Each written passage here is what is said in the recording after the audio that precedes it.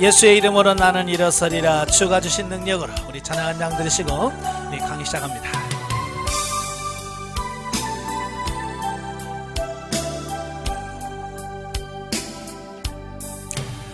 예수의 이름으로 나는 일어서리라. 주가 주신 능력으로 나는 일어서리라. 원수가 날 향해 와도 쓰러지지 않으리. 주가 주신 능력으로, 주가 주신 능력으로, 주가 주신 능력으로 일어서리.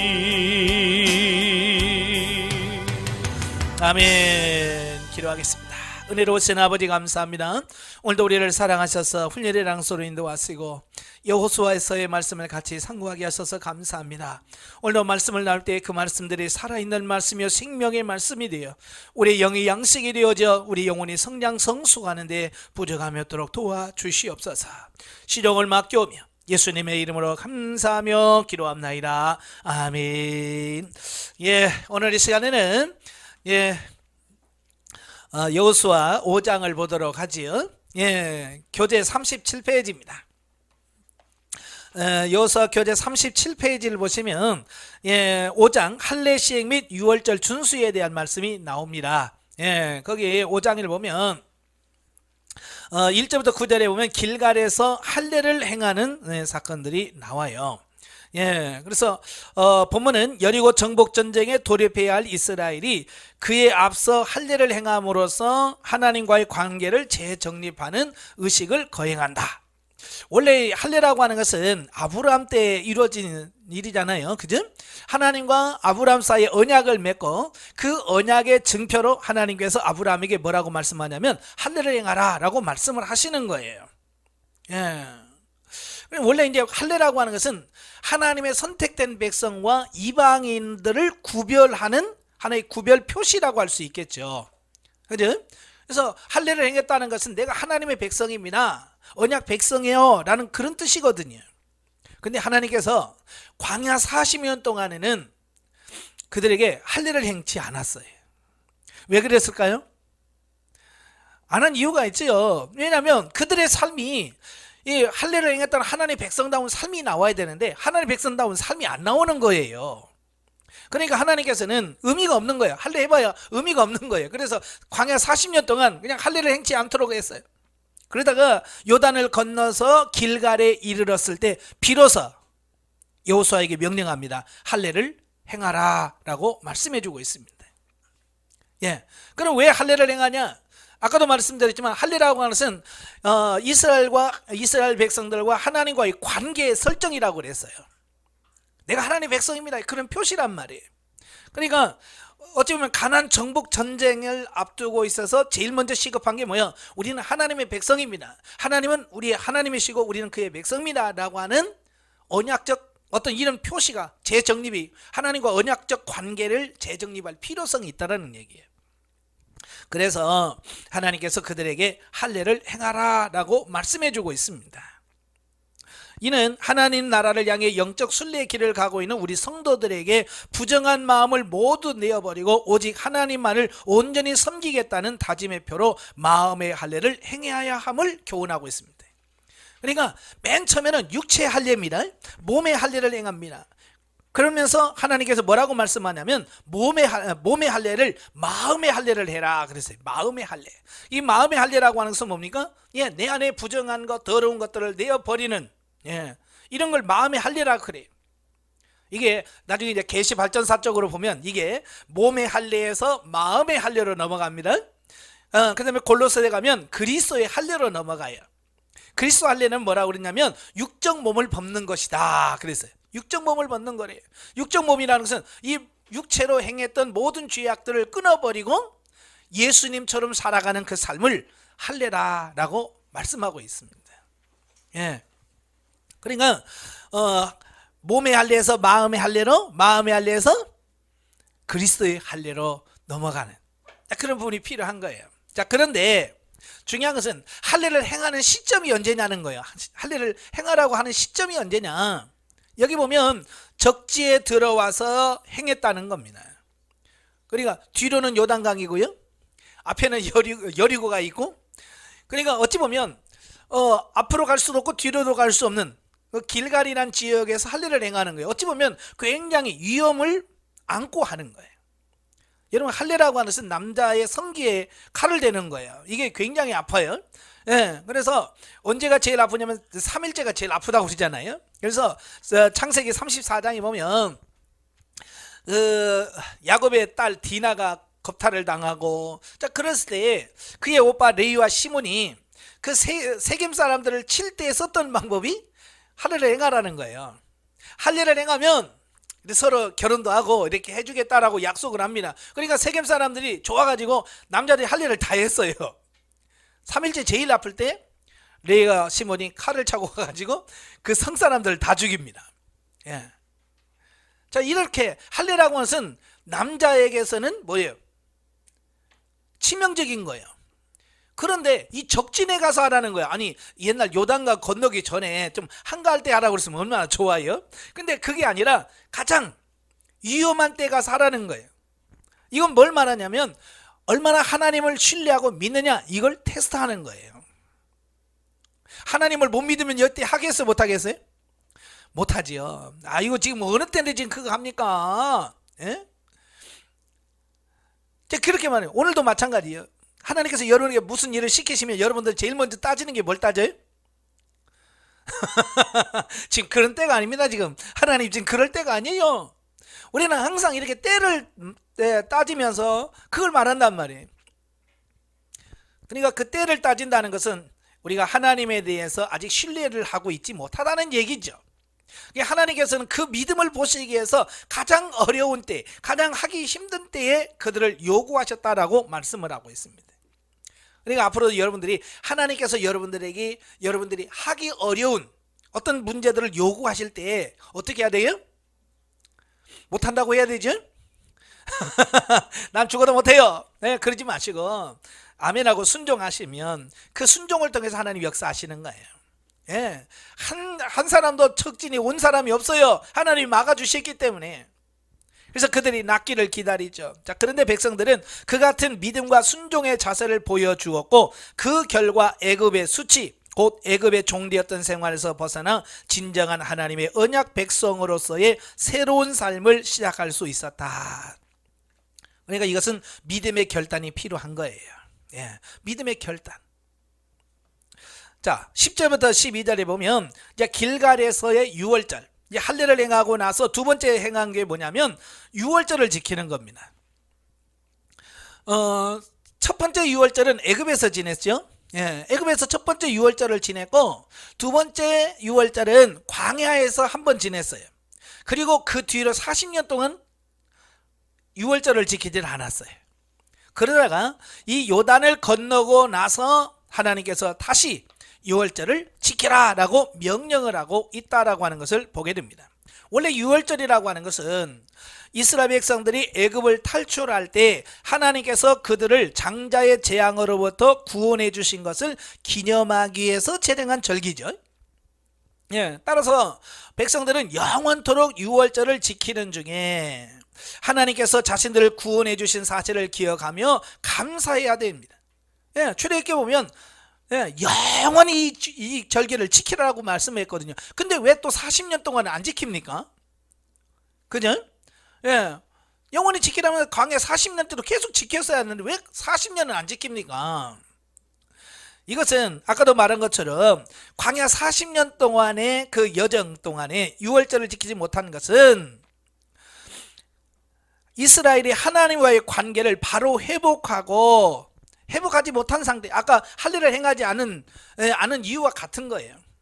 이 광야에서 그들의 삶이 하나님의 선택된 백성으로서 구원받은 자로서의 삶이 안 나오는 거예요. 예. 다시 말해서 그들이 광야에 나와서 하나님께서 자기들 구원해 주신 백성, 하나님 백성들처럼 살아야 되는데 안 사는 거예요. 그러니까 그런 지키는 의미가 없다는 얘기입니다. 예. 그래서 하나님께서는 유월절을 지키지 않도록 하셨고, 이제부터 다시 할례를 행하고 유월절을 지킴을 통해서 하나님과의 관계를 다시 회복해 주었다, 이걸 의미하고 있습니다. 예. 여러분도 마찬가지예요. 제일 중요한 게 뭐냐면, 뭐 내가 뭘 교회를 개척하고 뭐 건축을 하고 뭐 이런 게 아니에요. 하나님과 영적인 관계가 제일 중요합니다. 이 관계가 설정된 다음에 뭘 해야 돼? 아시겠죠? 제가 누차 얘기했지만 우리도 주일 할 때 우리 다 주일 하는 사람 아니에요. 근데 내가 영적으로 성장하고 성숙을 해서 주일 하는 게 옳은 거지.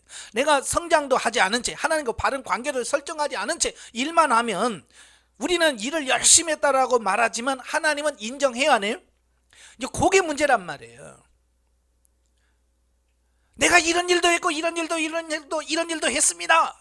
주님 뭐라 그래? 나는 너를 도무지 알지 못한다 라고 하면 내가 지금까지 한 게 뭐가 되겠어요? 예, 아무 의미가 없어져 버리는 거예요. 그래서 일을 하기 전에 먼저 하나님과 영적인 관계가 바르게 정립하는 게 중요한 거예요. 그래서 하나님께서 가나안에 들어가서 정복전쟁을 하기 전에 먼저 야 할례 행해라, 유월절 지켜라, 너와 나와의 영적인 관계를 다시 한번 재정립하자, 확실하게 하자, 그리고 나서 하자, 이게 하나님의 뜻이에요. 그러니까 어찌 보면 우리가 목회를 하든 뭘 하든 우리가 영적으로 회복되어지고 영적으로 바르게 세워진 다음에 하는 것이 우선이다라고 하는 것을 기억하셔야 돼요. 근데 우리는 참 그런 게 너무 안 돼 있어요. 예, 하도 몸으로 때우는 게 익숙해가지고, 예, 뭐든지 몸으로 먼저 때우고 봐. 예. 그 우리는 습관을 바꾸셔야 되고요. 이 일하는 순서를 좀 바꾸셔야 됩니다. 아시겠죠? 자, 한편 이스라엘이 애굽을 떠나 신광야에 도착했을 때 광야 40년 동안 하루도 거르지 않고 이스라엘 백성들의 양식을 공급해 주셨던 만나를 이 길갈에서 유월절을 지키고 가나안 땅의 소사를 먹은 다음 날부터 더 이상 내리지 않았다는 얘기예요. 예. 이걸 우리 잘 기억하셔야 됩니다. 광야 40년 동안은 계속 하나님께서 만나를 먹여 주셨어요. 근데 유월절을 딱 지키고 나는 순간부터 만나가 안 내려. 이제 그들은 가나안 땅의 소산을 먹을 수밖에 없었어요. 예. 자, 이건 뭘 말하냐면, 예, 이것은 가나안 땅에 도착한 이스라엘은 그곳의 소산을 먹을 수 있게 되었으니 더 이상 하나님께서 초자연적인 방법으로 저들을 먹이실 필요가 없게 된 것이고, 또 앞으로 노동하는 수고 없이는 저들이 결코 결실을 얻을 수 없음을 의미한. 예. 자, 우리 사람도 그러잖아요. 어렸을 때는 부모가 다 먹여줍니다. 그죠? 뭐 언제까지 먹입니까? 애들? 저를 장가 가기 전까지, 결혼하기 전까지는 부모가 책임지고, 뭐 다 해줍니다. 근데 요즘에 캥거루족이라고 있잖아요. 캥거루족이 왜냐면 캥거루가 다 컸는데도 자꾸 엄마 이 주머니 속에 들어가서 안 나가려고 그래. 그냥 거기서, 엄마 밑에서 주머니 속에서 계속 안 나가고 사는 거예요. 성장했으면 나름대로의 일을 하면서 살아가야 됨을 말씀해 주고 있어요. 근데 우리는 그게 쉽지 않아요. 그래서 우리는 자꾸 하나님한테도 마찬가지예요. 내가 일하고 하나님께서 해야 되는데 일하지는 않고 맨날 뭐요? 만나를 주시옵소서 그러고 있더라고 말이에요. 우리가 언제까지 하나님께서 만나를 주시냐면 바로 요단을 건너 할례를 행하고 유월절 첫 번째 유월 지키기 전까지는 하나님께서 만나를 주셔요. 우리도 목회를 하다 보면 그러시더라고요. 참 목회할 때는요 하나님께서 뭐 다 주셔. 참 신기해요. 예? 개척할 마음 주시면요, 예? 개척 자금도 주고 막 누가 와서 도와주고 막 그럽니다. 근데 한 1, 2년 지나고 나면 어떻게 돼요? 찾아오는 사람 하나도 없어요. 참 그렇게 만드시더라고요. 찾아오는 사람도 없고요, 누가 와서 도와주는 사람이 없어요. 자, 그때는 왜 하나님 왜 안 와요? 라고 한, 그건 아니에요. 처음에는 만나를 주시지만 어느 단계에 들어가게 되면 이제는 내가 스스로 하나님의 일나서 심고 거둠을 통해서 먹고 사는 단계에 와야 된다는 것을 가르쳐 주는 거예요. 그러니까 끝까지 만나만 바라보고 살면 안 돼요. 하나님은 절대로 공짜가 없습니다. 심은 대로 거두게 하셔야 해요. 아시겠죠? 그래서 영적 가난에 들어가신 분들은 이제 하나님의 주님 어떻게 할까요? 그래서 물질도 하나님 말씀대로 심어야 돼요. 심을 때 많이 심으면 많이 거두고 적게 심으면 적게 거두는 그 영적 원리에 따라서 하나님 우리를 끌어가시는 거예요. 자, 13절 15절에 보면 여호수아에게 현현한 여호수아의 군대장관. 이래 본문에 보면 이래 여호수아가 가나안 정복이 전쟁을 하는 그 여리고를 정복하기 위해서 이스라엘 군대를 이끌고 여리고성을 가가는데 그곳에 여호와의 군대장관이 그에게 나타나서 뭐라고 말해요? 내 발에서 신을 벗어라, 내가 선 곳은 거룩하니라 라고 말씀합니다. 이 군대장관이 누구냐? 바로 예수 그리스도. 성신 성육신 하기 전에 이전에 예수 그리스도가 현현하셔서 직접 역사에 개입하시는 이런 부분들을 보시게 됩니다. 그래서 가나안 정복을 앞둔 이스라엘의 지도자 여호수아에게 지도권과 통치권을 하나님으로부터 수여받았다는 의미를 갖고요. 또 전개될 가나안 정복 전쟁이 단순한 전쟁이 아니라 하나님께서 이스라엘과 함께해서 친히 싸워주시는 성전이란 사실을 여기서 말씀해주고 있습니다. 이러한 사실로 당시 여리고 거민과의 일전 태세에 돌입해 있는 이스라엘 군사들은 큰 힘과 용기를 불어주었을 것이다. 하나님이 우리와 함께 하시고 하나님이 우리를 도우시니까 이 가나안 정복 전쟁 승리할 수 있을 거야 라고는 확신을 자, 영적에 보죠. 자, 하나님께서는 우리가 예수를 믿고 신령한 은혜를 받기 전까지는 만나와 같은 이적과 기적으로 먹이시고 축복을 주신다. 그러나 우리가 신령한 은혜를 체험하고 말씀을 깊이 깨닫게 되면 심은 대로 거두게 하시고 진리의 말씀대로 사는 삶에 따라 축복을 주신다. 아까 설명드렸죠? 많은 성도들이 이걸 잘 몰라요. 그래서 여전히 만나만 달라고 초보적인 수준에서의 기도를 하고 있는 겁니다. 그래서 맨날 입만 열면 뭐라고 그래? 주시옵소서. 뭐 이렇게 달라는지 몰라요.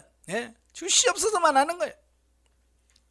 성장했으면 심고 거두는 삶으로 바뀌어 가셔야 돼요. 하나님의 말씀을 따라 순종함으로 필요한 자에게 물질을 제공하시는 것은 그 자체가 마치 농부가 씨앗을 심는 것 같은 효력을 갖고 있어서 진리로 심음으로 실질적인 결과가 나타나 30배 60배 결실을 맺게 됩니다. 이미 우리가 물질 영성을 통해서 배우셨죠? 심고 거두는 이 원리를 아셔야 돼요. 그래서 영적으로 성장하고 나서는 돈을 꽉 쥐고 살면요 절대로 돈이 들어오지 않습니다. 이제 하나님의 명령을 따라서 주님 어떻게 쓸까요? 라고 해서 말씀을 따라서 물질을 심을 때 그 심는 거기에서 30배, 60배, 100배의 결실을 맺게 하시는 거예요. 자, 6장으로 가면 이제 여리고 정복 전쟁과 라합 일가의 구원에 대한 말씀이 나오는데요. 영성훈련에 있어서 여리고성은 굉장히 중요한 의미를 갖고 있어요. 그 여리고성의 정복의 의미는 무슨 의미냐면 육신이 주인의 자리에서 내려오고 영이 주인의 자리에 오르는 것을 의미한다. 여리고가 무너진다는 것은 지금까지 내가 이 육신이 주인의 삶을 살았어요. 내가 목회하면서도요 주인이 누구냐? 내가 주인이에요. 내가 주인이 돼서 모든 것을 해요. 근데 여리고가 무너졌다는 얘기는 이제 이 육신이 그 주인의 자리에서 내려오고 영이 주인의 자리에 서서 나의 삶을 끌어가고 목회를 끌어가는 그 수준, 그 시점이 여리고가 무너졌다라고 표현하는 거예요. 그래서 반드시 우리는 여리고가 무너지셔야 돼요. 아시겠죠? 우리의 삶의 주인이 바뀌어야 돼요. 근데 우리는 끊임없이 뭐예요? 내가 아직도 주인이에요. 그걸 어떻게 할 수 있느냐? 묻지 않고 행하는 걸 보면 내가 주인이에요. 어때요 여러분? 잘 묻고 행하세요? 하나님께 잘 묻고 행하시냐고요. 여러분 사장은 안 물어요. 사장이 직원들한테 잘 물어요 안 물어요?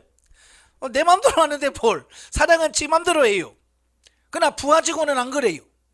부하 직원은 사장님 어떻게 할까요? 늘 부하 직원은 묻는 거예요. 우리는 사장이 아니고요 부하 직원입니다. 하나님이 온 우주의 만물에 창조주시고 주인이시고 우리는 그의 종들이에요. 그러니까 종인 우리가 늘 하나님 앞에 주님 어떻게 할까요? 하나님 목회는 어떻게 할까요? 하나님 이런 물질은 어떻게 쓸까요? 이렇게 끊임없이 하나님께 묻고 주님께서 말씀한 대로 순종하는 훈련이 돼야 돼요. 그걸 안 한다는 얘기는 여전히 내가 주인 노릇을 하고 있다 그 말이에요. 예. 그래서 내가 주인이냐 하나님이 주인이냐 이걸 보면 내가 하루에 몇 번씩 하나님께 묻고 주의 말씀대로 사느냐 이걸 보면 알 수 있어요. 어때요? 하루 종일 몇 번이나 묻는 것 같아요? 한 번도 안 물을 때가 많을걸요. 그건 여러분이 철저하게 주인이란 얘기예요. 내가 지도 주인이에요. 자, 1절부터 7절까지 보면 여리고 정복을 위한 지시가 나옵니다. 이제 하나님께서 여리고성을 무너뜨리라고 하는데요. 고고학자들의 증언에 따르면 이 여리고성은 내성과 외성으로 이중으로 건축이 돼 있어요. 쌓여졌어요. 보통 보면 성들은 보통 내성과 내성 안에 있는 성과 또 간격을 두고 외성 두 개 있습니다. 그래서 이건 외성을 무너뜨려도 또 안에 또 성이 또 있어서 진짜 무너뜨리기 어려운 성이에요. 예. 그러니까 난공불락이라고 말을 하잖아요. 예. 어찌 보면 이스라엘 백성들의 힘으로는 이걸 무너뜨릴 수 없는, 그런데 하나님께서 뭐라고 그래요? 그 성을 무너뜨려라 라고 말씀하신다는 거예요. 이건 뭐예요? 사람으로는 불가능할지라도 하나님은 능히 하실 수 있다는 얘기를 하고 있는 거예요. 여러분도 마찬가지, 영적인 삶은 내 힘으로 불가능한 거예요. 중세 수도원 있죠? 중세 수도원의 영성이 실패를 해요. 왜 실패한 줄 아세요? 하나님의 힘으로 하는 것이 아니라 자기의 어떤 고행, 수행 이런 걸 통해서 그 어느 고지에 들어가려고 그렇게 몸부림쳤던 게 수도원 영성이거든요. 오늘도 마찬가지예요. 오늘도 내가 해야지, 오늘부터 내가 말 안 하고 침묵할 거야. 그래서 침묵하면서 막 예수님을 닮아가려고 노력해봐요. 그게 될까요? 안 돼요. 예, 그래서 이런 부분들을 우리가 정확하게 내가 하는 게 아니라, 여리고도 내가 절대 내가 무너뜨릴 수가 없어요. 하나님께서 무너뜨리게 하셔요. 그걸 우리가 믿으셔야 돼. 그런데 하나님께서 여리고성을 공략할 수 있는 전략을 말씀을 드렸어요. 가르쳐 줍니다. 그게 뭐냐면 하루에 여리고성을 한 바퀴 돌고, 6일 동안 한 바퀴씩 돌고 7일째는 7바퀴를 돌고 나팔 소리와 함께 백성들이 크게 외쳐 부르라. 그러면 그 성이 무너진다라고 하는 거예요. 자, 여러분 성경을 아니까 아멘 그러죠? 성경을 전혀 모르는 사람에게 이걸 설명하면서 그렇게 하면 무너진다라고 하면 그분들이 뭐라고 할까요? 예? 성경을 전혀 모르는 사람에게 그러면 그들이 뭐라고 하겠어요? 이거 아니야? 이거? 어떻게 그게 무너져? 그렇게 말할 거예요. 아마 이스라엘 백성들도 그 현실 앞에서 이거 뭐야? 아니 저 성을 어떻게 돈다고 무너지냐 이게? 하나님이 원하셨던 건 그거예요. 그래, 네 생각으로는 안 되지? 그때 순종하는지 여부를 보시려고 하시는 거예요. 하나님이 보시려고 하는 게 뭐냐면 그래도 순종하느냐 이걸 보시길 원하셨던 거예요. 예. 그래서 여호수아도 가만히 보니까 하나님 말씀을 들었어요. 분명히 하루에 한 바퀴 돌고 마지막 7바퀴 돌고 나팔 소리를 크게 외쳐라. 그러면 이 성이 무너질 거라. 여호수아가 생각을 해도 이게 될까? 궁금한 거예요. 근데 백성들은 더 그렇겠죠. 지도자가 그러니까. 그래서 6장 10절에 이 여호수아가 백성들에게 특단의 명령을 내립니다. 뭘 하냐면 너희는 말하지 말라. 너희는 입 다물고 돌아. 이제 그 말이거든요. 왜 그럴까요? 입 열면 무슨 말이 나오겠어요? 그렇죠. 이거 왜 돈다고 무너져 이거? 한 사람이 그러면 옆에 있는 사람도 맞장구 치겠죠? 그래, 글쎄 말이야. 여호수아 동거 아니야마부터 시작하면 어때요? 옛날 가데스 바네에서 12명의 정탐권 파송했을 때 돌아왔을 때 백성들이 우리 안돼 못해 우리 애굽으로 다시 돌아가자 뭐 웅성웅성 해가지고 40년 동안 광야 돌았잖아요. 여호수아가 또 그게 걱정인 거예요. 그러니까 아예 입 다물고 돌아. 그래서 입 다물게 하시는 어떤 이런 부분들을 보게 됩니다. 그러니까 하나님은요, 여리고성을 무너뜨리는 방법이 딱 그 방법밖에 없을까요? 많겠지요. 그런데 하나님은 왜 굳이 하루에 한 바퀴씩 돌고 7일째는 7바퀴를 돌라고 말씀하시냐면 바로 순종하는지를 보신 거예요. 네 생각을 내려놓고 내 말씀에 얼마나 순종하느냐, 하나님 보시려고 순종 여부를 보시려고 했던 거예요. 근데 다행히도 이스라엘 백성들이 그 하나님의 명령에 순종합니다. 투덜거렸으면 모르지만 입 다물고 말을 못하고 어쨌든 돕니다. 순종했어요. 순종하니까 하나님께서 역사하시는 거예요. 그래서 8절부터 21절까지 보면 여리고성을 정복하죠. 자, 보면은 백성이 하나님의 명령대로 순종하여 여리고성을 함락시키는 장면으로 백성들은 여호와의 지시에 따라 엿새 동안 하루에 한 번씩 성위를 돌았고 제7일에는 7바퀴를 돌고 제사장들의 나팔 소리를 신호로 하여 일제히 함성을 지르자 여리고성이 무너져 내렸다. 그래서 고고학자들이 그걸 해보니까 이 성이 안쪽으로 무너진 게 아니고 바깥쪽으로 무너졌다는 거예요. 이 성이 이렇게 바깥쪽으로. 그러니까 고고학자들이 이건 보통 이제 성에서 밀면 어디로 넘어져요? 백성들이 밀거나 막 하면 이 성이 안쪽으로 무너져야 정상인데 이 성이 바깥으로 무너졌다는 거야. 이건 초단적으로 하나님께서 무너뜨렸다라고밖에 할 수 없는 어떤 이제 그런 증거들이 나오죠. 그러니까 순종할 때 이런 기적이 나타나더라 그 말이에요. 순종할 때. 그러니까 여리고가 무너지기 전부터 여러분은 뭐하냐, 철저하게 하나님을 신뢰하고 믿고 순종하는 훈련을 하셔야 돼요. 그래서 내 생각에 안 맞아도, 저도 이제 하나님께서 여러 가지 일들을 저에게 많이 시키셨을 때 저도 참 순종하기가 어려운 부분이 있었어요. 내 생각하고 막 부딪힐 때가 많거든요. 예를 들어서 이런 거야. 너 저 목사 도와라. 근데 가서 보니까 나보다 더 잘 살아.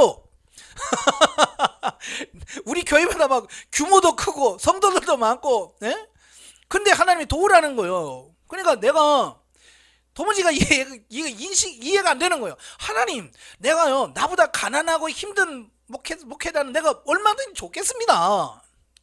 근데 나보다 더 부자인데 왜 돕니까 내가? 그거 가지고 하나님과 씨름했어요. 그래서 그 과정을 거치면서 하나님께 터득한 게 뭐냐면 네가 누구냐? 저는 심부름꾼이죠. 그래, 너는 하나님의 내 심부름꾼이야. 너는 갖다 주라고 그러면 네가 그냥 갖다 주기만 하지. 거기 가서 부자니 돈이 많니 그걸 왜 네가 따지냐? 저한테 깨닫게 하신 게 그거거든요. 그래서 맞다. 왜 내가 이렇게 하나님께 자꾸 맞냐 틀리냐를 따지지? 그러면서 하나님께서 저에게 깨닫게 하시는 게 뭐냐면 택배기사를 딱 조명해 주시는 거예요.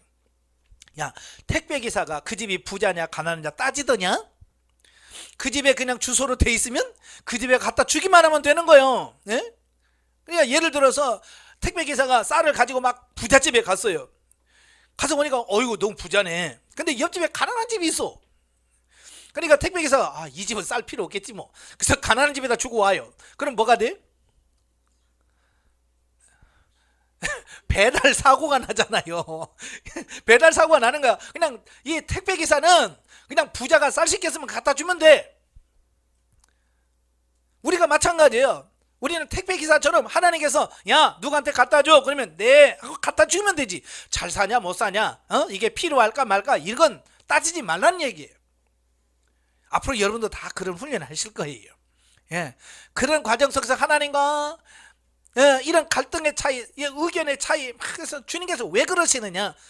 순종 여부, 누가 주인이냐 이걸 우리에게 가르쳐 주시려고 그러시는 거예요. 그러니까 여러분의 생각과 하나님의 생각은 원래 달라요. 다르니까 그 달랐을 때 어떻게 할 거냐 이게 믿음이라 그 말이에요. 믿음 있는 사람은 달라도 아멘하고 순종하지만 믿음 없는 사람은 싫어요. 난 죽어도 못합니다. 하나님 차라리 데려가세요. 이런단 말이에요. 믿음 없는 사람들은 그래요. 자, 사실 믿을 수 없는 상황에서도 불구하고 백성들은 한치의 어긋남 없이 하나님의 지시에 순종했고 그 결과 하나님의 놀라운 역사를 체험하셨다. 이제 앞으로 여러분은 순종할 때에 하나님의 역사가 나타날 겁니다. 예, 순종할 때. 그러니까 여리고 요단강을 건너면서부터는 이제 삶의 방식이 틀려요. 예, 그러니까 우리 예수님도 이 육신의 질병을 고칠 때 보면 사람마다 다 달라요. 하시는 게 다 다르더라고요. 어떤 사람은 친히 손을 얹고 안수해 주면서 병이 나을지어다 그러고, 어떤 사람은 귀신을 나가라 그래서 쫓아내기도 하시고, 어떤 사람은 침 뱉어가지고 지네기에서 눈을 붙여주고 실로막아서 치더라 그래요. 바로 왜 그러냐면 그 사람의 순종 여부를 보시고 그들의 믿음의 수준을 보시고 하신 거예요. 여러분도 영적인 수준에 따라서 하나님께서 여러분을 시키시는 게 다 달라요. 그러니까 옛날 방식 고집하면 안 돼요. 옛날에 이랬는데요. 저도 그것에 속았거든요. 저도 예전에 20살 때 아팠을 때 정말로 하나님께 기도하니까 하나님 나에게 치료해 주셨어요. 근데 그 오랜 후에 몸이 아파서 하나님께 기도하니까 안 나아요. 야, 이건 참 그렇더라고요. 아니 그때 나았잖아요 하나님. 근데 왜 지금 안 나요? 하나님의 다루시는 방식이 다르다는 걸 나는 모르는 거예요. 그러니까 예를 들어서 이런 거야. 애가 4살짜리가 백화점에서 다리 뻗고 비비면 사줘. 왜? 4살이니까. 근데 10살짜리가 그러면 어떻게 해요? 혼나죠. 너 일로 와. 귀 잡고 화장실에 가가지고 되게 혼납니다. 왜? 수준이 다르다는 거야. 4살짜리나 다리 뻗고 울면 사주지 10살짜리가 하면 혼나요. 근데 30살짜리가 다리 뻗고 비비면 백화점에서 비비면 어떻게 될까요? 창피한 수준이 드러나잖아요. 이거 그 이상이에요. 그러니까 여러분도 누울 자리를 보고 누우라고, 이제 하나님과 이런 기도하면서 뭘 할 때 내 수준이 어느 수준인가 그걸 딱 보셔야 돼요. 그래서 상담을 하라는 이유가 뭐냐면 내 수준이 어딘지를 정확하게 이해를 하고, 아 내가 이 수준이구나, 그럼 이런 식으로 해야 되겠네, 이게 나오는 거예요. 근데 그 자기 수준을 모르니까 10살짜리인데 2살짜리처럼 막 맨날 울기만 하기도 하고, 예? 어떤 사람은 3살인데 마치 지가 20살이나 된 것처럼 애하고 있고 그냥 그러고 산다는 말이에요. 왜? 자기 현주소를 모르니까. 그래서 상담을 통해서 정확하게 가르쳐 주는 거예요. 2단계입니다. 그래도 이해를 못해서 제가 그래, 사람으로 치면요 몇 살 수준이에요? 라고까지 제가 얘기를 해줘요. 왜? 그래야 확실하게 내 영적인 수준이 이 수준이구나, 이게 이해가 되어야 그게 가거든요. 네. 그러니까 이제 또 그 말이 듣기 싫어가지고 상담 안 하신 분은 있어요. 자존심 상하게 나보다 4살 수준이네 뭐 이래서 안 하신 분도 있거든요. 안 하면 자기 손해죠. 뭐 철저하게 나를 얼마나 내려놓느냐, 이게 중요한 거예요, 영성훈련에서. 네. 자, 그래서 하나님께서는 여리고성을 정복할 때 뭐라고 그랬냐면 생명 있는 것은 다 죽여라 그랬어요. 생명 있는 것은 다 죽여라. 왜냐? 하나님의 무자비한 성격을 말하는 게 아니라 심판에 대한 부분을 말씀해 주는 거예요. 그러니까 이 가나안 족속들은요 하나님의 심판의 어떤 대상을 의미하죠. 그래서 그들은 내가 봐서 살려주면 안 돼요. 하나님께서 뭐라고 그러세요? 하나님께서 사형 했으면 우리가 사형을 시켜야 돼. 그들의 죄악상 때문에 사형을 당한 건데 우리는 너무 자비로워요. 그래서 사형수들을 자꾸 풀어주고 그러면 안 되는 거예요.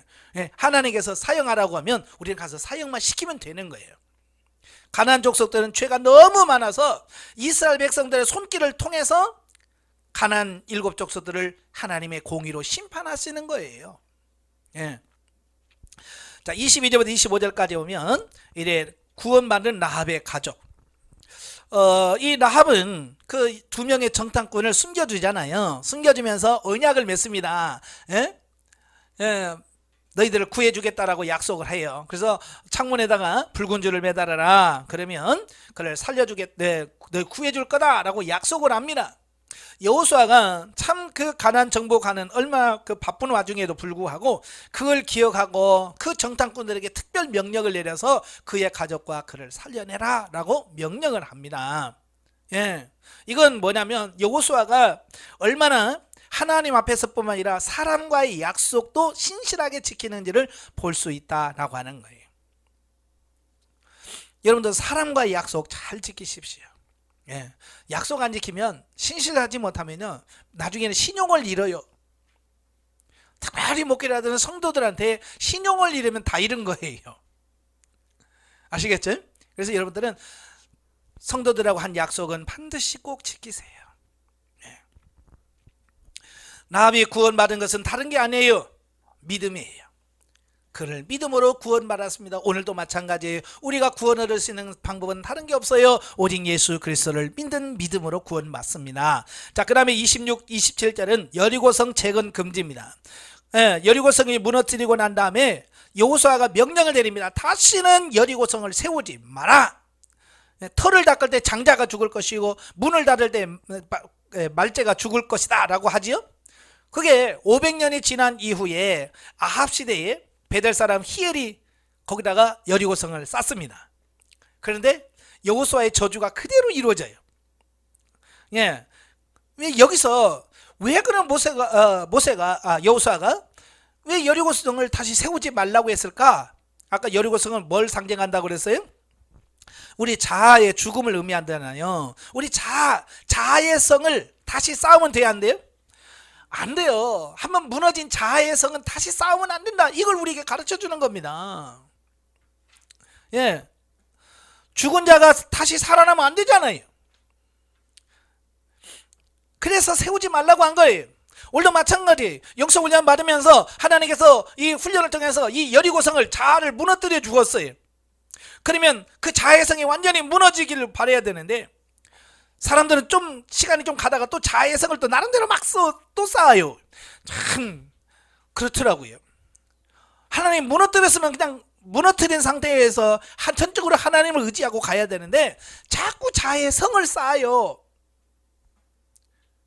그러면 여호수아의 저주가 그대로 임합니다. 예, 여러분의 삶 속에서 실패를 경험하게 돼요. 그래서 자아의 성을 다시 쌓지 않도록 주의하셔야 돼요. 아시겠죠? 네, 자, 영적에 보시면 2절부터 5절 하나님의 명령하신 방법이 인간의 생각으로는 미련한 일이지만 그의 뜻에 온전히 순종하였을 때 하나님의 역사가 일어난다는 것을 말씀해주고 있다. 예.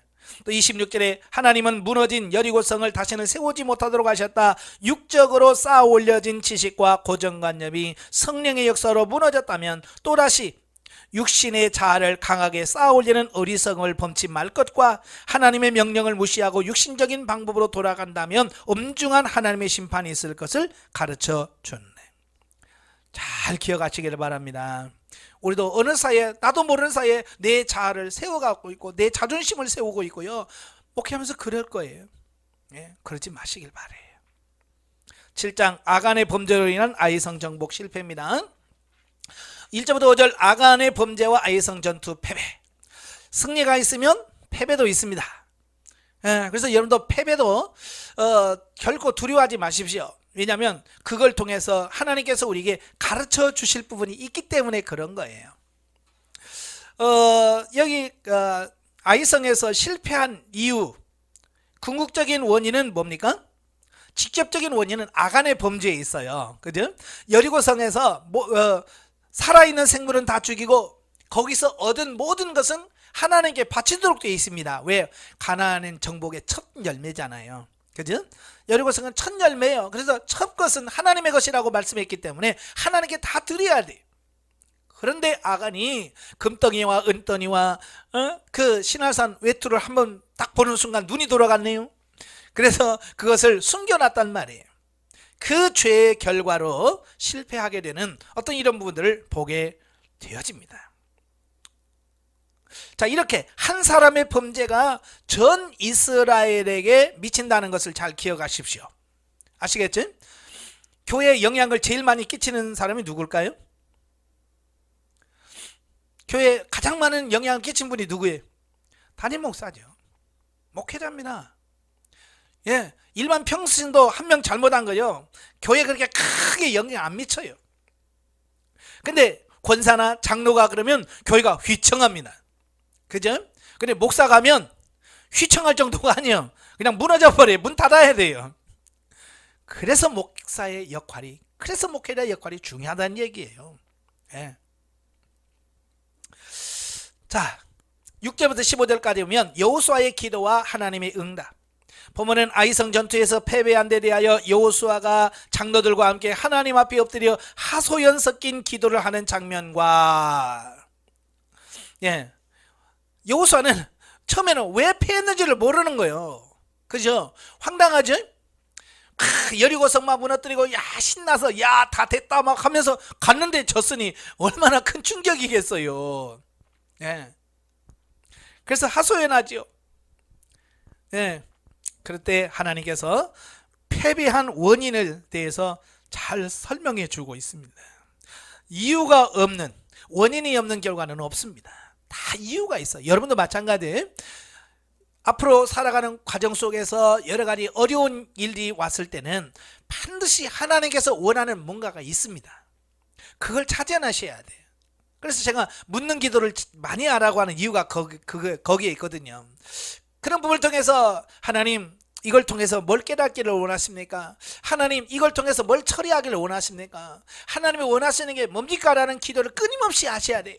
여러분의 입에서 그 말이 달려 있어야 돼요. 그냥 하나님의 주님 이건 뭡니까? 이건 어떻게 하기를 원하셔서 그렇습니까? 어디가 아파도 마찬가지고 무슨 일이 안 돼도 그렇고 뭐든지, 네? 하나님 이게 뭡니까? 이걸 통해서 뭘 깨닫기를 원하십니까? 그래서 그 하나님의 뜻을 정확하게 인식을 하고 깨닫고 순종해 가십시오. 그러면 형통합니다. 예. 그냥 뭐 여호수아가 그렇게 기도하니까 하나님께서 가르쳐 주잖아요. 예. 내 물건을 훔친 자가 있다. 예. 그를 처리하라라고 말씀해 주십니다.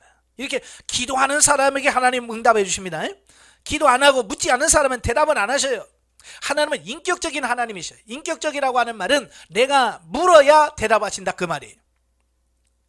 그러니까 묻지도 않으면 막 강제적으로 하나님께서 너 들어라, 이건 인격적인 하나님이 아니에요. 내가 물어야 돼. 하나님 어떻게 된 겁니까? 라고 물으셔야 돼요. 그때 하나님이 가르쳐 주시는 거예요. 자, 그런데 이제 16절 26절까지 보면 밝혀진 범죄자와 아간의 처형이 나오는데요. 여러분, 하나님께서 아간이 훔쳤는지 알았을까요? 몰랐을까요? 아간이 훔친 거 이름 알았을까요? 몰랐을까요? 다 아시죠? 아시는데 하나님은요, 아간이 그랬다라고 말씀하지 않으셔요. 그죠? 뭘 해요? 제비뽑기 합니다. 제비뽑기를 통해서 서서히 줄여오는 거예요. 그럼 왜 그렇게 복잡하게 그냥 하나님께서 야 아간이 그랬어, 아간 처형해, 그렇게 하면 되는데 왜 하나님은 이렇게 복잡한 방법과 오랜 시간을 거치면서 할까요? 그것은 아간에게 기회를 준 거예요. 빨리 제 잘못입니다, 이걸 원하셨던 거예요. 근데 아간은 끝까지 버텨. 제비를 딱 뽑혀서 아간아 너 뭔지 졌냐, 그 물을 때까지 자기는 입 딱 닫고 마치 자기는 죄 안 진 것처럼 하고 있다라고 말이에요. 그래서 결국 돌 맞아 죽는 거예요. 만약에 일찍이 아간이 제 잘못입니다 그랬다고 한다면 어떻게 됐을까요? 어떻게 될 것 같아요? 하나님은 회개하는 자를 그렇게 기뻐하시잖아요. 그렇게 악한 아합도 조금 회개하는 포음죄니까 하나님께서 말해요. 야 저놈이 야 회개한다, 저희가 죽기 전에는 이 재앙을, 이 저주가 이루어지지 않을 거다. 그래. 하나님은 회개하는 폼만 잡아도 그렇게 기뻐하시는 분이에요. 아마 아간 안 죽었을 거예요. 근데 끝까지 회개하지 않고 버티다가 돌에 맞아 죽어요. 예. 그래서 우리가 빨리빨리 회개하는 것이 제일 중요합니다. 예. 그리고 탐심을 물리쳐야 돼. 아간이 왜 그걸 훔쳤겠어요? 탐심이죠. 욕심이에요. 그래서 모든 죄는 어디서부터 시작되냐? 욕심, 탐심에서부터 시작이 되는 거예요. 특별히 우리 목회자는 이 물질이란 탐심이라든지 이런 욕심을 내려놓는 것이 중요합니다. 뭐 물질뿐만 아니라 이 목회에 대한 욕심도 좀 내려놓으셔야 돼. 목회에 대한 욕심이라는 것이 뭐예요? 빨리 숫자 늘려서 부흥해야 되겠다는 어떤 그런 숫자에 대한 욕심이 있잖아요. 그 욕심 내려놓지 못하면 우리가 스스로 불법을 자행합니다. 그래서 옆에 교회 잘 다니는 분 꼬셔가지고 우리 교회 와 그러게 되면요, 이건 아닌 거예요. 분명히 여러분에게 말씀드립니다. 내게 붙여진 양이 따로 있다. 그러니까 내 이웃의 것을 탐내지 말라고 그랬어요. 십계명에. 그죠? 그러니까 옆에 있는 교회 성도 탐내지 마세요. 내가 그가 아무리 친해도, 예? 아무리 친하고 뭘 해도 내 욕심 채우려고 이리 와, 우리 교회 와 라고 하면 안 돼. 예. 그걸 내려놓는 게 이게 중요한 거예요. 저라고 그런 욕심이 없겠어요? 저도 야망이 있는 사람인데 야망이 있었어요. 전도사 때부터 하나님 물권, 인권, 영권 이걸 주옵소서. 그래야 나도 한번 이 시대를 한번 휘두르면서 나도 좀 큰 목회 해보지. 그러면서 기도했단 말이에요. 근데 영성을 하면서 하나님께서 그걸 다 내려놓게 하신 거예요. 어떻게 내려놓으시냐? 내가 욕심을 내면 낼수록 우리 성도들이 자꾸 이사를 가는 거예요. 내가 욕심을 해서 막 하면 가버려. 참 희한하네. 그래서 이거 욕심으로 되는 게 아니구나. 그래서 욕심을 내려놔요. 예. 저도 이렇게 훈련하면 훈련 받으러 오신 분들, 욕심나는 권사님들 있잖아요. 참 성실하고 저런 분들이 이렇게 와서 기둥 같은 거 읽고 나면 좋겠다. 저도 사람이라 그런 마음이 없겠어요? 있습니다. 그런데 아버지, 이것은 내 욕심입니다. 이것도 내려놓으시기를 원합니다 하면서 그걸 다 내려놓는 거예요. 그래서 그들을 우리 교인 만들려고 이 영성훈련을 하는 게 아니라 어떻게든 그를 세워서 그 교회에 가서 섬겨서 그 교회를 살리는 게 목적이 돼야 돼요. 예. 그렇게 하지 않으면 이 사역 못합니다. 예. 예전에 많은 영성 훈련했던 교회가 지금 다 문 닫았어요. 왜 그런 줄 아세요? 욕심으로 했거든요. 가장 와서 훈련받으면 우리 교회 등록해라, 우리 교회 등록해라 해서 다 뺏어가니까 옆에서 보는 목회자들은 열심히 해서 겨우 이제 세례받고해서 교회 일꾼 세워놨는데 훈련은 가니까 얼마나 속상합니까? 그죠? 그래서 이단 주장이 나온 거예요. 그래서 갑자기 영성훈련이 잘 되다가 안 된 이유가 욕심 때문에 그랬어요. 내려놓으셔야 돼. 그래서 드러난 그 아간을 아골골짜기로 데려가서 그들을 처리하는 이런 부분들을 보게 되죠. 원래 성경은 이 연자제를 주장하지 않습니다. 아버지의 죄 때문에 아들을 죽이거나 그러지 않습니다. 근데 여기는 왜 가족을 다 죽이라고 했을까요? 그러면 그건 뭐야? 아버지의 죄 때문에 아들을 죽이지 말고 아들의 죄 때문에 아버지를 죽이지 말라고는 왜 그랬을까? 왜 그랬을 것 같아요? 여러분, 방조죄라고 아시죠? 그 아간이 그런 죄를 졌으면 집안에서 누구라도 그러면 안 된다라고 하면서 했어야 될 거 아니에요. 근데 집안 식구들이 똘똘 뭉쳐가지고 그걸 다 감춘 거예요. 그래서 그런 결과를 가져온 거예요. 그래서 우리가 누가 잘못한다 했을 때 그냥 눈 감아주는 게 중요한 게 아니고 정말 그가 회개하고 돌이켜서 하나님께 돌아오도록 만드는 이 사역이 중요하다, 그 말입니다. 아시겠죠? 예. 영적에 보죠. 46페이지. 아이성 싸움의 패배는 아간의 범죄와 이스라엘의 자만이 그 이유라고 할 수 있겠다. 한 가지 더 추가한다면 여호수아가 묻지 않고 행하는 것. 다른 때는요, 하나님 어떻게 할까요? 묻는데요, 이 아이성 절투할 때는 안 묻더라고요. 그냥 정탐꾼 2명 말만 들어요. 여러분도 그래요? 사람의 말만 듣고 하지 마세요. 그걸 철저하게 하나님께 묻고 주님께서 말씀하시는 것을 듣고 그 다음에 하시길 바래요. 아시겠죠? 네. 8장으로 가지요. 아이성 정보 및 율법을 선포하는 내용이 나옵니다. 1절부터 9절 아이성 전투 체계 명령을 합니다. 하나님께서 아간의 죄를 처리한 후에 그들에게 다시 아이성을 치도록 전략을 세워서 명령을 내리는데요. 이 아이성은 해발 800m 높은 고지대에 있어요. 그러니까 예전에 싸움은 다 화살로 싸우고 돌 굴리고 창 던지고 이러다 보니까요, 이 높은 지역이 유리합니다. 그래요? 높은 지역이 유리할 수밖에 없어요. 그러니까 이 800고지를 올라가려면 산호에서 중턱이니까 밑에서 올라가는 팀은 힘을 못 써요. 근데 처음에 그걸 모르고 어떻게 해요? 정면으로 그냥 들어갔잖아요. 그래서 36명이나 죽었잖아요. 근데 하나님께서 뭐라고 그래요? 그렇게 하지 말고 뒤에 매복을 시켜라. 매복을 시키고 그들이 성을 빠져나오거든. 그 매복조가 그 성에 들어가서 그 성을 치고 그 성을 불질러라. 그러면 돌아서서 그들을 같이 치자. 하나님께서 가르쳐준 방법대로 하는 거예요. 그래서 하나님의 방법대로 하니까 어때요? 그대로 또 승리하잖아요. 그죠? 그러니까 여기서 우리에게 가르쳐 주려고 하는 게 뭐냐면 순종 여부예요. 우리가 숫자가 얼마나 많으냐, 군대가 얼마나 강하냐, 이걸 따지면 안 돼요. 여러분도 마찬가지예요. 오늘은 자꾸 이 힘의 원리잖아요. 세상이 돌아가는 게 다 힘이에요. 정치권 여야 누가 숫자 싸움이잖아요. 정치 국회의원은 몇 명이 있느냐, 그거 가지고 표결대기를 해서 가니까 적은 팀은 힘을 못 쓰잖아요. 그러면 교회 정치만 그렇습니까? 교단 정치도 역시 똑같아. 여러분 노예 가면 누가 큰 소리 칩니까? 작은 교회 목사님들이 큰 소리 쳐요? 작은 교회 목사님들은 마치 죄인처럼 그냥 겸손히 앉아 있고요. 그래서 좀 교회에 좀 규모가 있는 목사들은 나와서 큰 소리 뻥뻥 칩니다. 이게 힘의 원리예요.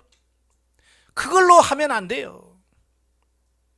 우리는 철저하게 하나님의 뜻, 하나님의 말씀에 얼마만큼 순종하느냐, 이걸 가지셔야 돼요.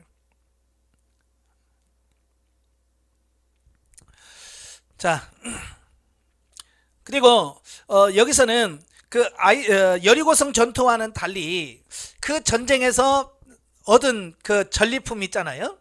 전리품은 너희들이 다 가져라 라고 하나님께서 주셔요. 여리고 때는 다 바쳐라 그랬거든요. 살아있는 것은 죽이고 살아있지 않은 어떤 물건들은 다 하나님께 바쳐라 라고 말씀했어요. 첫 열매니까. 그러나 두 번째부터 아이성부터는 이제 그들이 열심히 일한 만큼 그들에게 다시 포상이 돌아오는, 자, 이런 부분들을 보게 되어집니다. 자, 이걸 통해서 우리에게 뭘 가르치냐면 이런 거예요. 하나님은 무조건 다 바치고 너는 거지로 살아라, 그런 뜻이 아니라는 얘기예요. 아시겠죠? 하나님은요, 내가 헌금 다 하고 나는 거지로 살아도 나는 힘들게 살아라, 그 얘기가 아니에요. 하나님은 결국 모든 사람들이 풍성하고 행복하게 살기를 원하시는 거예요. 아시겠죠? 그런데 가끔 보면 버는 쪽쪽 헌금을 다 하고 자기는 힘들게 사는 성도들이 있어요. 여러분 교회에 있어요, 없어요? 그러신 분들 종종 봐요. 하얀 월급 받으면 다 교회다 바쳐버리고 자기는 그렇게 궁색하게 살아. 자기는 믿음으로 한다고 하지요. 물론 믿음이 있으니까 하겠죠. 그런데 그렇게 하는 이유가 뭐냐, 그게 중요한 거예요. 나도 하나님의 복을 받아서 나도 좀 떵떵거리며 살고 싶다, 그 욕심을 채우기 위한 수단으로 다 드립니다. 하나님 다 드릴 테니까 하나님 나 좀 복 줘요, 이런 거거든요. 욕심에서 비롯된 거예요. 그것도 역시. 그러니까 하나님께 드려지는 목적, 이유, 이것도 분명히 성경적이어야 되고요, 하나님의 뜻대로 되어야 돼요. 이걸 우리가 잘 가르치셔야 돼요.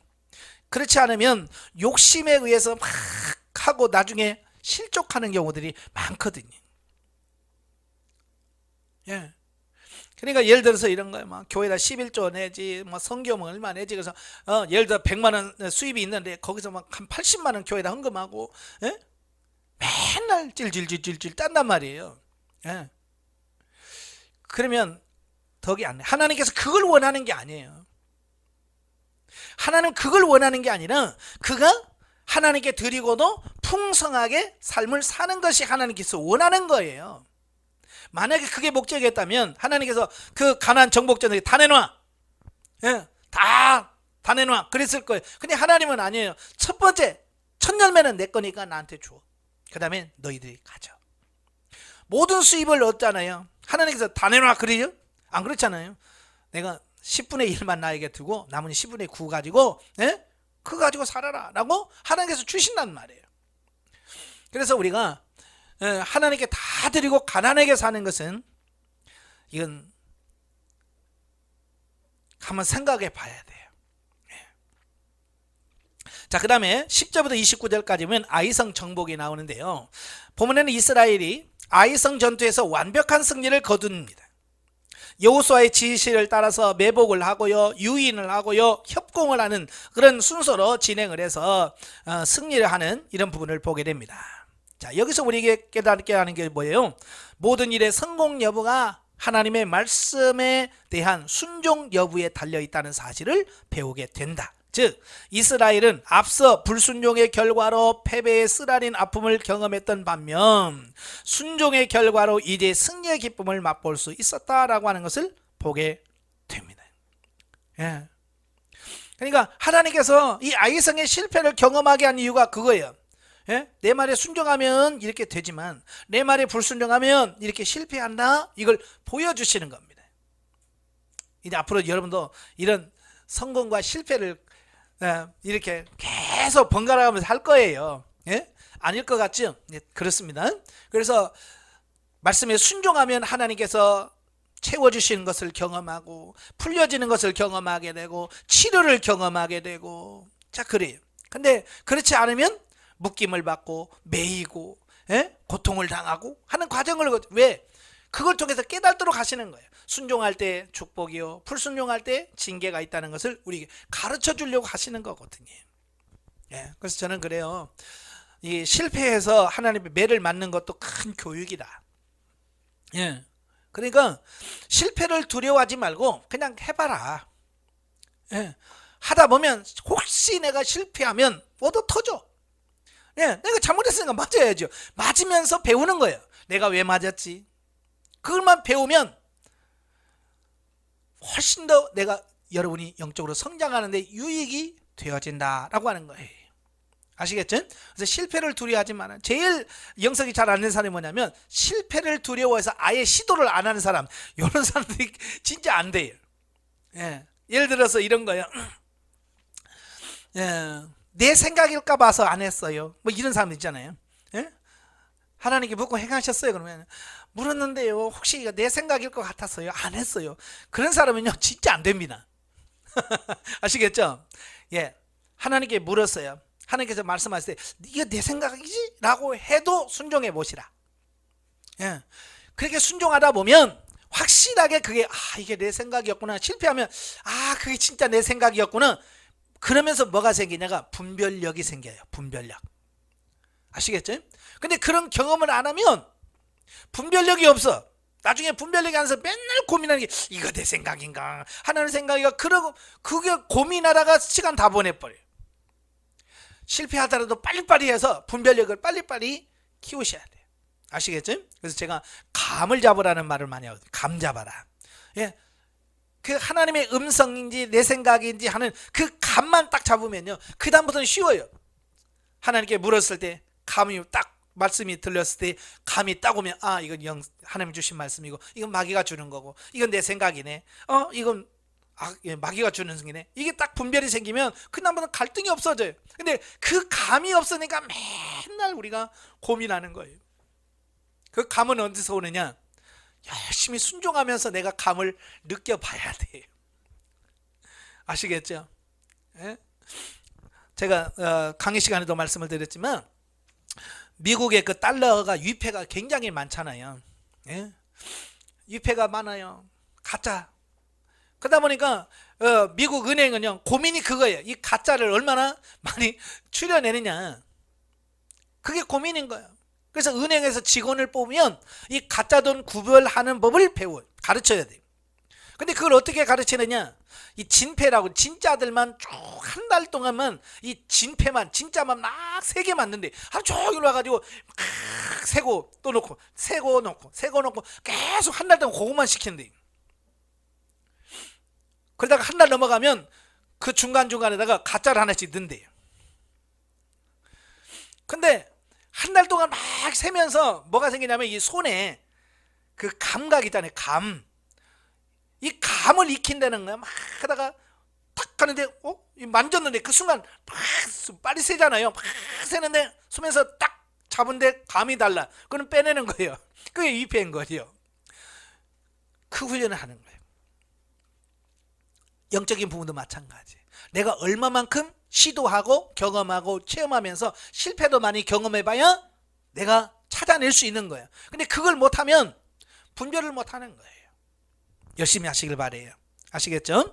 자, 30절 35절까지 오면 축복과 저주 선포 의식이 있습니다. 모세가 여호수아에게 명령했지요. 가나안 땅에 들어가든 에발산에다가 단을 세우고 말씀을 새기고 그 다음에 번제와 화목제를 드려서 하나님께 예배를 드리고 그리심산은 축복을 선포하고 에발산에는 저주를 선포해라 라고 말합니다. 그 말씀을 그대로 성취합니다. 이스라엘 백성들을 데리고 와서 에발산에 이릅니다. 그리고 거기서 단을 쌓고 번제와 화목제를 드립니다. 그리고 돌을 세우고 거기다가 율법을 새겨 넣습니다. 자, 율법을 새겨 넣는다는 것은 무슨 의미예요? 내가 하나님 말씀대로 살겠습니다 라고 하는 어떤 결단이고요. 어떤 공식적인 선언이라고 할 수 있습니다. 뭐 학교나 그런 데 가면 교훈 해가지고 큰 바위에다가 딱 새겨 놓잖아요. 그죠? 그건 뭐예요? 우리는 이렇게 교육하겠다라고는 목표를 분명하게 하는 거예요. 마찬가지로 우리는 가나안 땅에 들어와서 우리는 절대로 하나님 말씀대로 순종하겠습니다. 그걸 돌에다가 말씀을 새김을 통해서 선언하고 있는 어떤 이런 부분들을 보게 돼요. 자, 이렇게 여호수아는 그 가나안 땅에 들어가서 작은 것까지도 다 이렇게 사소한 것까지 하나님의 말씀에 따라서 잘 순종했더라 그 말입니다. 자, 여러분들도 이렇게 하나님의 말씀에 잘 순종하는 여러분들 되시기를 바랍니다. 자, 영적이에 보지요. 이스라엘 백성들이 아이성 정복의 사건은 오늘날 우리들이 이 땅에서 하나님의 나라를 누리는 가운데 진리의 말씀대로 순종하고 복종할 때 그 약속을 믿고 그 말씀대로 순종할 때, 즉 그 약속을 믿고 말씀대로 성뒤의 군사들을 매복시키고 복병을 이용하여 아이성의 전 군사들과 모든 거민을 진멸하는 모습을 보게 될 때 우리도 능히 말씀을 지켜 살 수 있다는 것을 영적으로 비유로 보여주고 있습니다. 그러니까 영적 가난의 삶은 내 생각과 내 방식대로 사는 삶이 아니에요. 철저하게 하나님의 말씀대로 순종해야만 승리할 수 있다는 것을 우리에게 가르쳐주고 있습니다. 그래, 여러분이 상담받으면서 가난에 왔습니다 라고 말씀 들으면 여러분 그 다음부터 철저하게 하나님 말씀에 순종하셔야 돼요. 아시겠죠? 철저하게 하나님 말씀에 순종할 때 나중에 진리가 되고 그게 진리가 되고 생명이 되어지는 이런 부분들을 보게 돼요. 그러니까 우리 사람도 그렇잖아요. 어렸을 때부터 착하고 정직하게 사는 법을 배워야 나중에 어른이 돼서도 바르고 정직하게 살아요. 근데 어렸을 때부터 슬슬 거짓말하고 막 키우면 이건 커가지고 더 사기치고 돌아다녀요. 마찬가지예요. 그래서 어렸을 때부터 철저하게 하나님의 말씀대로 순종하는 훈련부터 하셔야 돼. 아시겠죠? 나중에 하지 나중에 성장해서 하지. 여러분, 안에서 새는 바가지는 밖에서 셉니다. 3살 버릇 80까지 갑니다. 쉽게 안 고쳐집니다. 그러니까 처음부터 순종하는 훈련을 하십시오. 아시겠죠? 자, 9장으로 갑니다. 가나안 남부 정복과 이스라엘과 기브온과의 조약이 나오는데요. 1절과 2절은 가나안 군사 동맹이 나옵니다. 그러니까 이스라엘 백성들이 여리고성 무너뜨렸죠. 아이성 무너뜨렸죠. 그러니까 이제 가나안 사람들이 이제 비상이 걸렸어요. 그래서 그들이 버텨줄 줄 알았거든요. 여리고성 같이 그 견고한성이 이스라엘 백성을 막아줄 줄 알았어요. 근데 여리고성이 그냥 쉽게 무너져 버렸네요. 또 아이성도 그냥 쉽게 무너져 버린 거예요. 그러니까 이 가나안 사람들이요 난리가 났어요. 야, 큰일 났다. 야, 비상 해가지고 자기들끼리 막 이제 야야 우리 혼자 힘으로 안 되겠다. 우리 연합하자. 그래서 자기들끼리 막 서로 어때요? 이제 연합을 하는 이런 부분들을 보게 되어집니다. 당시 가나안 산지와 평지, 해안 지방에는 헷 족속, 가나안 족속, 아모리 족속, 히위 족속, 여부스 족속, 브리스 족속, 기르가스 족속 등 소위 가나안 7족속들이 이렇게 소도시 국가 형식으로 있으면서 어떤 큰 일이 있거나 그럴 때는 연합을 해서 같이 싸우기도 하고 막아내기도 하는 그런 삶을 살았거든요. 그러니까 이스라엘 백성이 왔다는 말을 듣고 불안하니까 어때요? 야, 우리 군사 동맹 맺어. 그래서 같이 싸우자. 그래서 연합을 하게 되는 이런 부분을 보게 돼요. 자, 여기서 우리가 중요한 것은 이 가나안 땅에 있는 7족속들이 과연 누굴까? 지금 여러분의 삶 속에서 이 가나안 7족속들은 누굴 것 같아요? 예? 누구일 것 같아요? 우리 집에 있는 그 속세기는 누굴까? 아니면 우리 교회 누구 속세기는 누구 권사일까? 아니에요. 여기서 말하는 이 가나안 7족들은 여러분 안에 있는 육신의 속성을 비유하고 있습니다. 그러니까 이들이 가나안 7족속은요, 이 가나안 땅 밖에 있는 존재가 아니고 가나안 안에 있는 족속들이란 말이에요. 그죠? 그러니까 여러분 안에 있는 육신의 속성들을 비유하고 있습니다. 그러니까 여러분 안에 뭐가 들어있어요? 혈기 들어있죠? 미워하는 감정 들어있죠? 또 뭐 분노, 시기, 질투, 욕심 이런 것들이 여러분 안에 꽉 들어있어요. 그죠? 이게 여러분 안에 있는 가나안 족속들입니다. 이들이 있는 한 여러분은 자유를 누릴 수가 없어요. 그래서 하나님께서 어떻게 그걸 처리하기를 원하시는 거예요. 하나하나 처리하기를 원하셔요. 그 처리하려고 어떻게 하셔요? 이제 드러나게 하십니다. 예, 드러나게 하셔요. 그러니까 이스라엘 백성들이 가면 스스로 지네들이 다 나와 싸워. 예, 그래서 적이 누군지 확실하게 드러나집니다. 자, 여러분도 마찬가지예요. 지금까지 여러분 잘 속이면서 왔죠? 예, 성질 여기 안에 분노가 있으면서도 그걸 잘 우리는 포장을 해왔어요. 적당히 포장하고 숨기고, 내가 화내면서도 항상 나를 합리화시켜. 내가 왜 화낸 줄 알아? 네가 그렇게 하니까, 그런 나쁜 짓을 하니까 내가 화를 내는 거야. 이러면서 자기를 합리화시키고요, 화낸 것에 대한 합리화, 분노, 미워하는 어떤 걸 합리화시켜. 그죠? 집에서도 마찬가지예요. 부부싸움 할 때도 보면 항상 그래요. 내가 왜 성질 나는 줄 알아? 그러면서 성질 내는 이유를 어디서 찾아요? 내 안에 성질이 많아서 성질 내는 거야. 그런 사람 있어요, 없어요? 없어요. 남편 보면서 당신이 그러니까 그렇지. 당신 성격이 그래서 그래. 그래서 모든 화살을 상대방에 돌려버려요. 잘못 찾은 거예요. 가나안 7족은 거기 있는 게 아니라 이 안에 있는 거예요. 내 속에 있는 겁니다. 아시겠죠? 저도 이제 참 이게 고민이 많았어요. 내 속에 있다는 이게 도대체 뭘까? 그냥 성경이 있는데요, 그 예수님께서 십자가에 달리 돌아가시기 직전에 재판장에서 재판받는 모습에서, 예? 얼굴에 침을 뱉고 뺨을 때리고 갈대로 때리고 하면서 막 조롱을 하고 막 그래요. 심지어는 예수님을 십자가에 못을 박아요. 근데 예수님은 아버지요, 저들이 몰라서 그럽니다. 저들이 저를 용서해 주세요. 그러는 거예요. 여러분 하면 좀 배알도 없나? 그죠? 어떻게 그럴 수가 있지? 저도 고민했어요. 왜지? 이거 어떻게 이게 가능한가? 우리 같으면 어때요? 얼굴에 여러분의 얼굴에 침 뱉으면 여러분 어떡 하겠어요? 예? 여러분 길을 가다가 갑자기 여러분 이 강의 끝나고 길을 가는데 어떤 사람이 여러분에다 탁 하고 침을 뱉어봐. 여러분 어떡 하겠어요? 이 인간이 멱살 잡고 같이 할 거예요. 예. 근데 예수님 전혀 그렇지는 않았어요. 이 말씀을 딱 적용시켜 보니까 뭐냐? 예수님 안에는 뭐가 없냐? 혈기가 없어요. 미운 감정이 없습니다. 분노가 없습니다. 시기심이 없어요. 욕심이 없어요. 그러니까요, 뺨을 때려도 여기서 혈기가 있어야 혈기가 나오는데 혈기가 없으니까 안 나오는 거예요. 근데 여러분 여러분 뺨 때리면 어때요? 예수님처럼 아이고 아버지 몰라서 저러니 용서해 주세요 그러겠어요?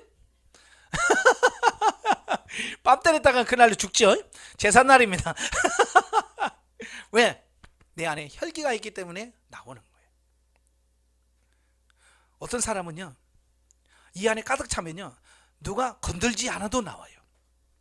이제 앞으로 여러분 경험하실 거예요. 집에 가만히 있는데 막 화가 나. 성질이 막 부글부글 끓어서 올라와요. 네. 왜냐? 요 속에 하나님 가르쳐줘. 네 속에 그게 있다. 네 속에 그거 있어. 그 처리에 그 신호거든요. 그때 우리가 아버지 맞아요. 내 안에 이런 게 있네요. 아버지 처리시켜 주세요. 라고 빨리 십자가에 처리시켜 주세요. 라고 빨리빨리 그걸 하나님의 아래에서 십자가에서 처리하는 기도를 하셔야 되는데 대부분의 사람들은 그래요 안 그래요? 내가 미쳤지. 에이 하고 그냥 무시해버리는 거예요. 처리를 안 해. 예를 들어서 이런 거예요. 여러분 안에 여러분이 이 통이라고 생각해서 이 구정물이 꽉 들어찼어요. 구정물이 꽉 들어찼어요. 근데 평소에는 어때요? 가라앉아 있으니까 좀 이게 좀 깨끗한 것처럼 보일 뿐이에요. 그냥 누가 뭐라도 한마디 하든지 무슨 사건이 터지고 휙 덮여놓으면 이게 확 돌면서 다 올라오죠. 그죠? 마찬가지예요. 그럴 때 이 구정물을 그대로 놔두고 우리는 가라앉아 그러고 있어요. 가라앉아 그러면 좀 있으면 어때요? 또 싹 가라앉아요. 그러면 아유 나는 천사처럼 행동해요. 그런다고 없어지는 게 없어져요? 아니요. 또 그런 상황이 또 나와. 어떻게 해야 돼요? 거기서 한 바가지라도 퍼내야 돼. 내 안에 구정물 통해서 한 바가지로 퍼내면서 아버지 십자가에서 처리시켜 주세요 라고 할 때에 그만큼 줄어드는 거예요. 아시겠죠? 그래서 앞으로 이제 여러분들 끊임없이 하나님 내 안에 이런 게 있네요. 주의 십자가에서 처리시켜 주세요 라고 하나님 앞에 계속 퍼 올리는 작업을 하셔야 돼요. 그럴 때 처음에는 이게 안 될 거예요. 왠 줄 아세요? 여러분 속에 구정물이 너무 많아. 구정물이 너무 많아서 한 바가지 퍼내도 이게 감이 안 와요. 몇 개월을 퍼내야 될 겁니다. 왜? 지금까지 우리가 50년 60년 살아오면서 이 쌓아놨던 게 얼마나 많은데요. 특별히 목회 10년 20년 하면요 예? 뭐 못 볼 걸 다 보잖아요. 그러면서 화낼 수도 없고 참았고 막 했던 것들이 이 안에 다 들어있어요. 그만큼 상처들이 많은 거죠. 안 건들려서 그게 구정물통 가만히 놔두면 깨끗한 것처럼 보일 뿐이지 어떤 사건이 터지면 확 뒤집어집니다. 그런 부분을 통해서 처리를 하셔야 돼요. 아시겠죠? 그러니까 그들이 동맹을 맺고 올려오는 것은 하나님께서 이거 처리해라 그런 뜻이에요. 예. 그래서 우리가 여러분들도 그걸 빨리빨리 하시고 처리하시길 바래요. 자, 3절부터 15절까지 보면 이스라엘과 화친한 기브온 족속이 나와요. 이렇게 싸우러 나온 족속이 있는가 하면 비겁하게요 꾸미고 가장해서 우리는 멀리 왔습니다 하고 살살 우리를 유혹하는 사람이 있습니다. 차라리 나오는 게 쉬워요. 예. 차라리 그냥 혈기 나오면 아 여러분 나쁜 놈이네 주여 처리시켜줘 이런데요. 여기서요 선한 자아들이 많이 있어요. 자는 자인데 선한 자아들이 자기화된 자아들이 이 안에 있어요. 그것들이 우리로 하여금 나중에 더 힘들게 만든다 그 말이에요. 원래 사실은 이 기본 족속들은 꽤 큰 족속들이거든요.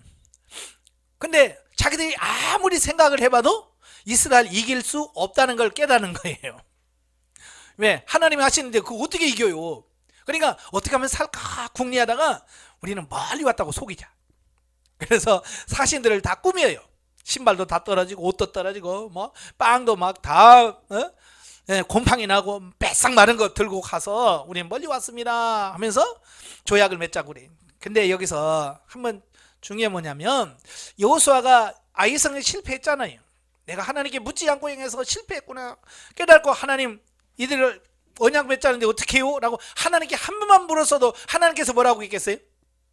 걔들은 언약 맺으면 안 돼. 가나안 땅에 있는 애들이야. 그랬을 텐데 여호수아가 그들 말만 들은 거예요. 그들 말만 듣고 하나님께 묻지 않고 좋다. 우리 여호와 이름으로 계약하자. 언약을 세우자. 그래서 맹세를 해버린 거예요. 그리고 3일 만에 발각이 됐지요. 예? 들통이 났습니다. 예. 근데 어때요? 가나안 안에 처리해야 될 백성인데 언약을 했어요. 그러니까 하나님과 약속을 했기 때문에 어때요? 할 수가 없는 거예요. 그래서 우리가 하나님께 묻지 아니하고 이렇게 자기 생각대로 하면 어려움이 반드시 생긴다는 것을 꼭 기억하시기를 바라요. 그래서 우리가 묻는 훈련을 해라 하는 이유가 바로 그런 거예요. 이런 묻는 것을 많이 해야 그만큼 실수를 줄일 수 있는 부분이에요. 여러분 성경에 그 나오는 인물들이 죄 짓는 데 보세요. 한결같이 죄 지을 때 뭐가 없냐면 하나님께 묻고 행하는 게 없어요. 다윗도 보면요, 블레셋과 전쟁할 때 하나님께 꼭 묻고 해요. 하나님 어디로 갈까요? 갈까요? 누가 먼저 나갈까요? 물어요. 근데 밧세바 범할 때 하나님께 물었어요? 안 물었어요? 안 물었어요. 그때 하나님 다윗이 하나님 저 밧세바가 이쁜데 어떻게 할까요? 그랬으면 하나님 뭐라고 했겠어요? 네 이놈 그랬을 거예요. 그래 안 했을 거예요. 근데 안 물어. 왜 안 물었을까요? 여기서 이미 알고 있잖아요. 양심에서 그렇게 하면 안 된다는 걸 이미 알고 있어. 하나님 율법을 알고 있기 때문에 이미 안 된다는 걸 알고 있어요. 그러니까 알고 있는 것을 하려고 하면 하나님한테 이게 오케이 사인이 안 난단 말이에요. 그러니까 몰래 하는 거예요. 근데 몰래 한다고 하나님께서 뭐 통과시켜 줍니까? 아니잖아요. 그래서 우리가 저와 여러분들이 항상 묻고 행하는 게 훈련되지 않으면 다윗처럼 실수할 수 있고요. 그럴 수 있습니다. 그래서 철저하게 묻는 훈련을 하셔야 여러분들이 앞으로 실패하거나 실수하지 않는 어떤 그런 부분이다라고 보시면 됩니다. 아시겠죠? 예, 하나님께 물었으면 되는데 안 묻고 자기 생각에 따라서 하니까 여호수아도 속는 거예요. 여러분도 하나님께 묻지 않으면 여호수아 속듯이 여러분도 속을 수밖에 없습니다. 자, 16절 27절까지 보면 이스라엘의 종이 된 기본적소, 고대 근동 지역에는 국가 간의 조약을 체결하면 상호 간에 상대방 국가를 예방하는 것이 관례였습니다. 자, 그죠? 요즘도 그래요? 나라끼리 하면 대통령이 상대방 국가에 가서 이렇게 하고, 자, 그렇습니다. 근데 3일 만에 그게 3일 거리에 있는 희위적속 성읍인 걸 알게 된 거예요. 그러나 이미 여호와 이름으로 조약을 체결한 거로 그들을 치지 못하고 살릴 수밖에 없게 되어지는 것을 보게 됩니다. 그때 여호수아가 기본 족속들에게 자신을 속인 이유를 묻습니다. 그러니까 살고 싶어서 그랬다고. 그렇게 대답을 하죠. 그래서 그들에게 이제 성소에서 사용될 물과 나무를 준비하는 종으로 삽니다. 이처럼 기본 족속은 그들의 지혜로 말미암아 생명을 유지하기는 했지만 거짓말한 대가로 자유를 박탈당한 채 이스라엘의 굴욕적인 종노릇을 해야 했다. 그래도 어때요? 죽는 것보다는 낫겠죠. 그죠? 그들의 입장에서는. 그죠?